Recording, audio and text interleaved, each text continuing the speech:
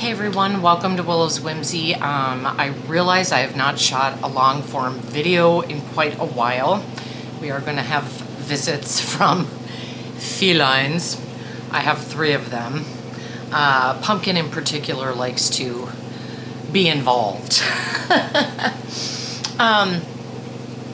I started this channel in 2011 and really never knew what it was going to be because I have at that time so many interests, and I still do, but I started doing the shorts and that has shown a lot more interest, and I think we're just gonna kind of focus on my journey and mental health and all that good stuff.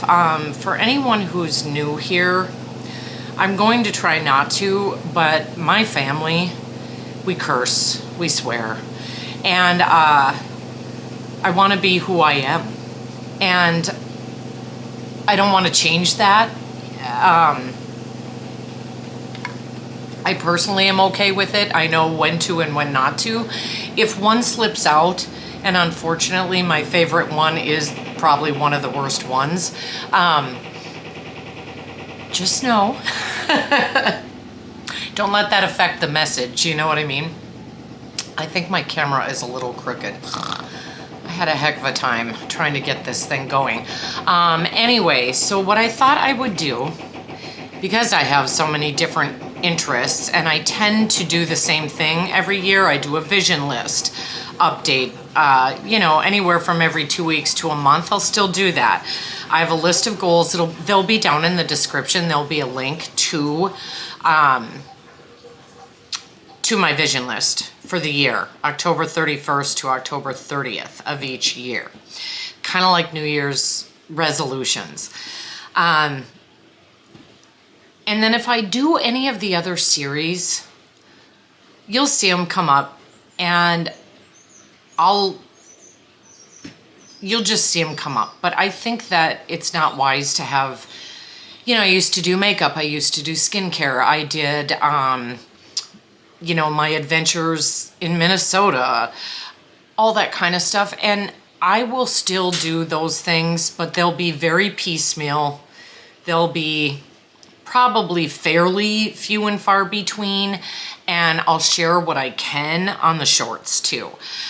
So thank you to my new subscribers. I'm really excited, and what I'm doing right now, and this will be the majority of the videos, at least for probably 2 months, although I will do a health update and a vision list update. Like I said, I'm just gonna throw them in when I got a lot going on. I'm really busy, which sounds crazy, but I am. I wanted to share my story. I have tried to do that on this channel before. A, it triggers me, and B, I get trapped in I want to tell you every detail. It's just like you can tell when you read a book when the author is trying to control your perception of what you're reading because they give you way too many details and you're like, oh my God, and you're skipping over it, trying to get to the point, And so what I am going to share things on here, and let me just say this too. Some of the things I share, like I'm not going to share every single minute detail like I just said. I may skim over some because that's not what this channel is about. My point in wanting to share, my story with you is that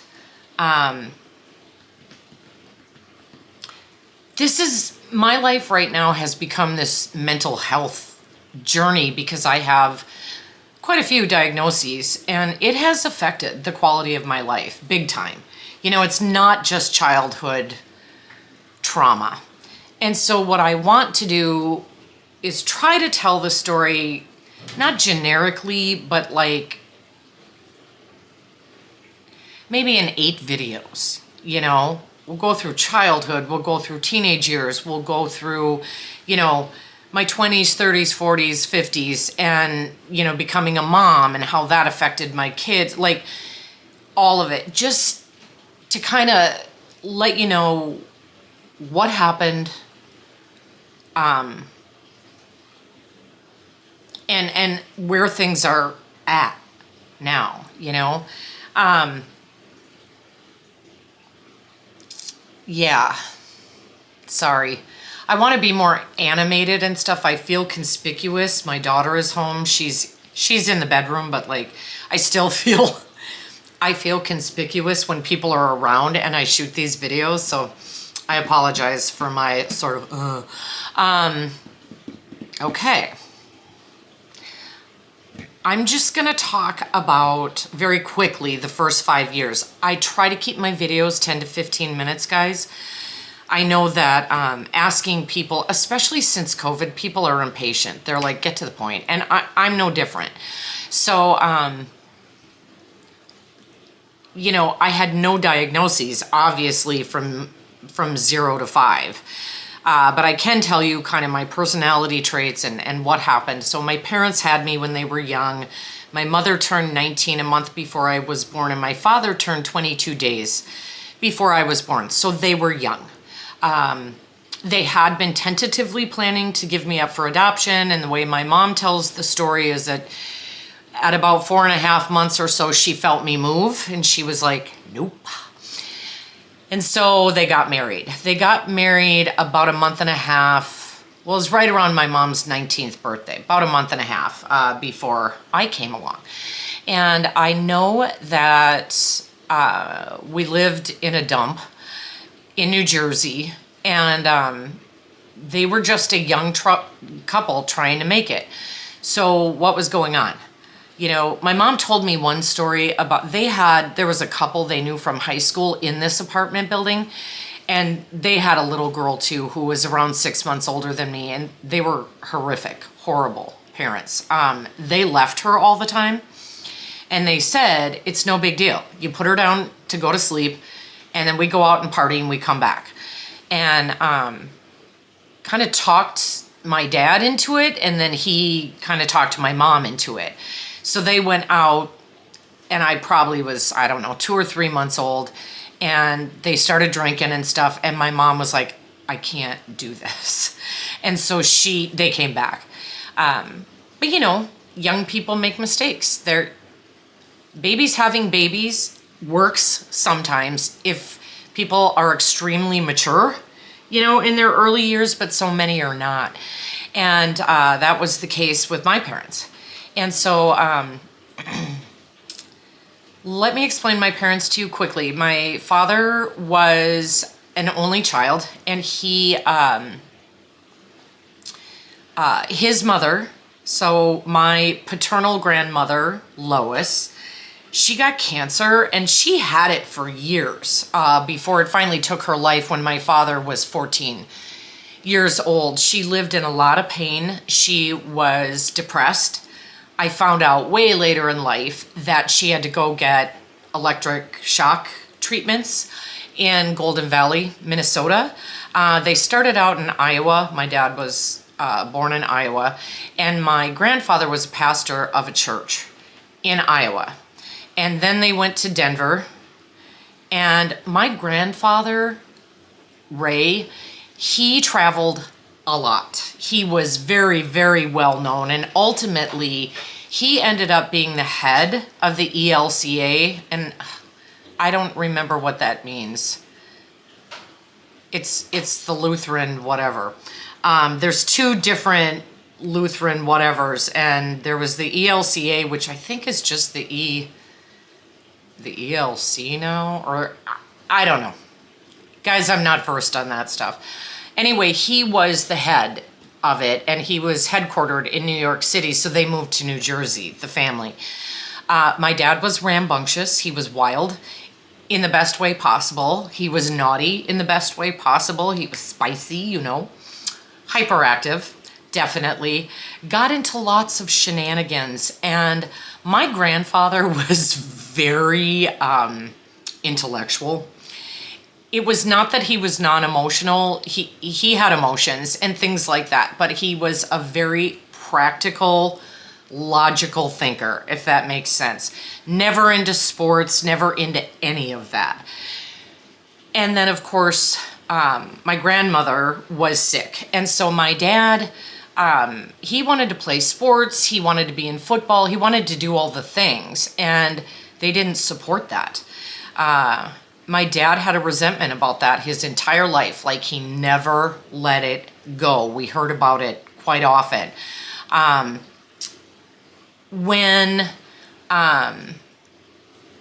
my grandmother died, let me go back.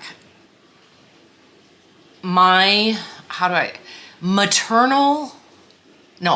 paternal great-grandfather. So my dad's mom's dad, Ben, he took my dad hunting. He taught him how to hunt. He did a lot of those like manly man things with my dad. And my dad loved him very much. They were close. So fast forward back to New Jersey. I just felt like I needed to say that.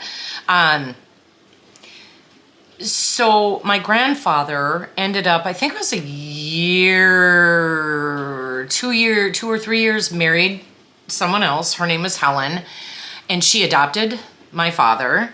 And we'll stop there.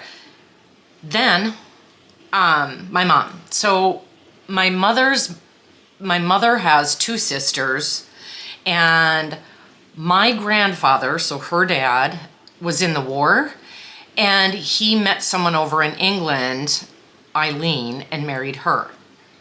There's a lot I could share that honestly I just found out in the last 2 years. Not gonna share it.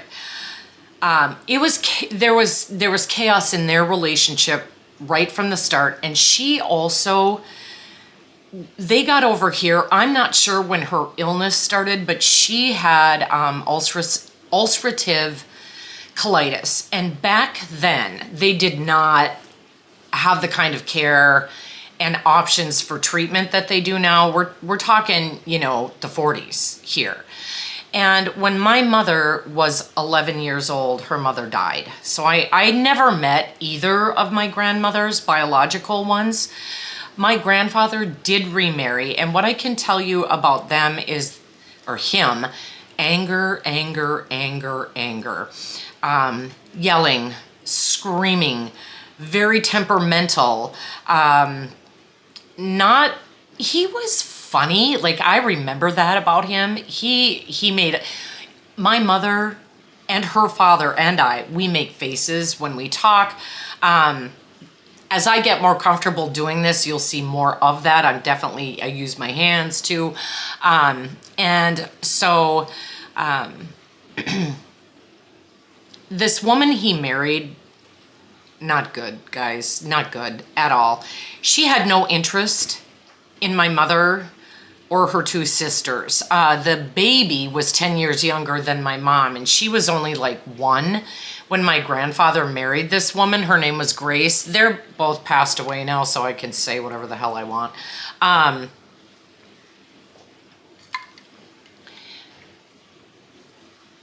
My aunt ended up moving out pretty young. I think she was my middle. Like, there's my mom, and then my middle aunt, and the baby, who's my youngest aunt. And the youngest was stuck with this woman and my grandfather all her life growing up. And this woman favored her nieces. She would have my aunt wear secondhand, hand-me-down stuff all the time. My grandpa was loaded, okay? She just was not affectionate at all. When my aunt was like a baby, like 2 years old, she'd make her sit at the table if she didn't want to finish her food. You don't do that to a baby. She basically made my aunt feel unwanted, unloved, unworthy, like just secondhand, whatever. And, my mother grew up in all this volatility and yelling and screaming and just awful stuff. And when I talk about family curses, anger is one of ours. This is going to go too long, so I'm actually going to stop after I say this part. Anger can be a family curse. And from what I know of my mother's grandmother, I believe she came over from Ireland, so I think she was like first generation whatever from that. She was angry and she was nuts. And she hung my grandfather. I don't know the full story, but she hung him. He was a young boy in the attic rafters, and his brother cut him down. They had a sister, Ramona, and I can't remember, I think Ramona was the baby, but the mother drove her so crazy. That same attic my grandpa was hung from, she jumped out of the window and she killed herself. So you can see there's stuff in our family. And then my grandfather, like my great-grandmother, infected my grandfather with anger, and my grandfather passed it on to my mother, and my mother gave it to me, and I shared it, you know, with my son. And we're breaking that cycle now, so thank God. But so I had two parents who were not ready to be parents, and they had me, and there we were. So I was dealing with a lot of instability, moving quite a lot, never feeling stability of any kind, and my mother's rages, because she would have these rages where she'd yell and scream. And for years, it took me really until I was in my 20s not to be afraid of her. She was like this big, like, I don't know, in my mind, it was just, I loved her. I was very protective of her and defensive of her, but I was also, I'm just being honest, I don't say these things to hurt anyone. We have healed. We have healed. But I was terrified of her for a lot of years. We're gonna stop there, and then I will jump in. I'm gonna do 3 of these this week, so we'll get through this. Thank you for stopping by. Please give this video a thumbs up, support what I'm doing here. If you are not a subscriber, I would love it if you would be, and welcome you. I am trying to create a community of like-minded people.